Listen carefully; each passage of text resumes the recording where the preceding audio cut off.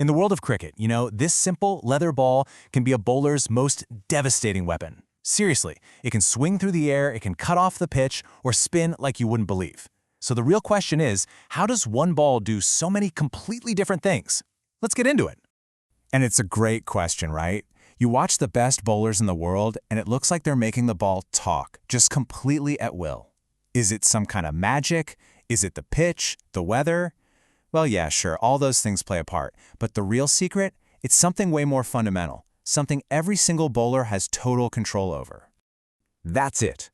The way you hold the ball, your grip, that's the secret sauce. Think of it like the command you give the ball right before it leaves your hand. It dictates pretty much everything that's about to happen next. So let's break down exactly how you can master it. Okay, first up, we are diving into the primary weapons for any fast bowler: pace and swing. This is all about controlling the ball's flight path before it even thinks about hitting the ground.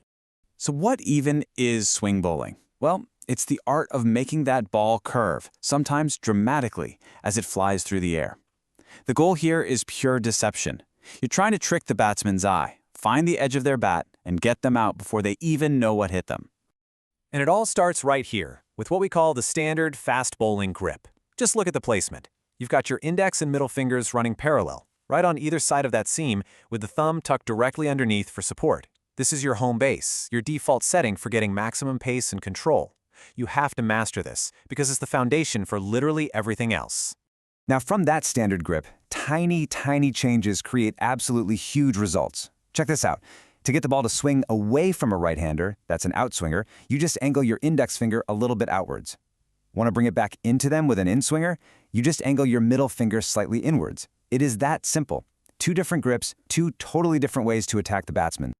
So, the most crucial thing to realize is just how simple these adjustments are, at least in theory. You always start with that solid, standard grip. Then, depending on your game plan, you make that one little shift with either your index or your middle finger. It's a game of millimeters in your hand that can result in meters of deviation down the pitch. Incredible.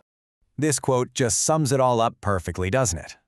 The grip dictates the ball's trajectory, its movement, and its eventual delivery. It really is the command center for the whole operation. But, so far we've only been talking about what the ball does in the air.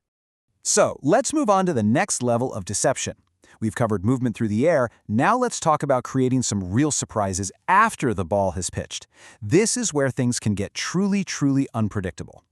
We are talking about cutters. Now, unlike swing, which happens while the ball is in flight, a cutter does all its damage right off the pitch. It looks just like a standard fast delivery coming out of the hand, but when it lands, it bites into the surface and just jags sharply sideways. It's a batsman's nightmare. And hey, just like with swing, there are two main types here. The leg cutter moves away from the right-hander, and you get that by crossing your index and middle fingers over the seam. The off cutter moves back in, and for that, you cross the middle finger in front of the index. Again, it's just this tiny adjustment for a result that could easily get you a wicket. The real key here is that your fingers start off much closer together than they would for a standard swing grip. From that starting point, it's that subtle crossing of the fingers that puts spin on the ball, and that's what generates that wicked sharp cut off the pitch. And then there's the wild card, the cross-seam grip. With this one, you just hold the ball with the seam horizontal. The goal isn't control at all. The goal is pure, unadulterated chaos. You have no idea how it's going to bounce, and more importantly, neither does the batsman. It's basically a roll of the dice for when nothing else seems to be working. All right, let's shift gears completely. We're leaving the world of pace and seam behind and entering the art of spin. And this is a totally different philosophy. Spinners aren't trying to beat you with speed. They're trying to beat you with massive deviation and by putting a ton of revolutions on the ball. The two main schools of thought here are leg spin and off spin. A leg spinner, or wrist spinner, holds the ball deep in their palm and uses a flick of the wrist to generate huge turn away from the right-hander.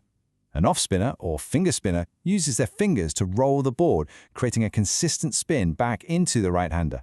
So you've got one that's all about explosive, unpredictable turn, and the other that's all about control and building pressure. And the grips themselves really reflects these different philosophies. Leg spin is a full hand, full wrist operation. It's designed for raw power and rip.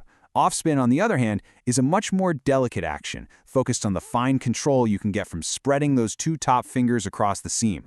So we've covered swing, we've covered cut, and now spin. But mastering all these different grips isn't just about learning techniques in a vacuum. It's about building your own personal toolkit, so you can pull out the exact right tool for the right job at the right time. But you got to remember, the grip is only the starting point. Really mastering these deliveries takes relentless practice, and you have to be willing to experiment.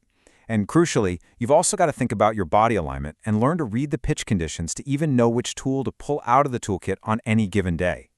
Ultimately, this is the key takeaway, the one thing to remember. Your grip is your language. It's how you communicate your strategy to the ball, and it is your #1 tool for deceiving the batsman. So there you have it. You've got the blueprint. You know the secrets behind swing, cut, and spin. The tools are all laid out right in front of you. So the only question that's left is, how are you going to use them to master the ball?